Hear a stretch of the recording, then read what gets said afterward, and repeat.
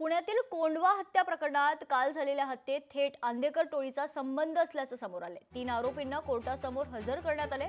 Pune police 14 दिवसांची police कोठडी मागणार असल्याची माहिती आहे। अटकेतील 3ही आरोपी रेकॉर्डवरील गुन्हेगार आहेत। कोंढवा पोलीस स्टेशनला गुन्हा दाखल करण्यात आलेला आहे। या गुन्ह्यामध्ये अद्याप पावेतो एकूण 3 आरोपींना ताब्यात घेण्यात आलेला आहे आणि त्यांच्यासोबत 2 अल्प विधी संघर्ष बालकांनाही ताब्यात घेतलेला आहे। आज सन्माननीय न्यायालयासमोर त्यांना रिमांड करता हजर करण्यात येईल।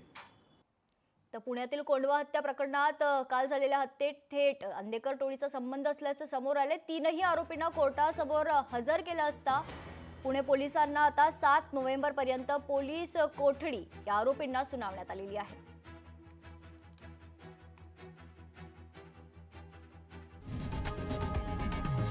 लोकशाही मराठी ऐका, पहा, जागरूक रहा।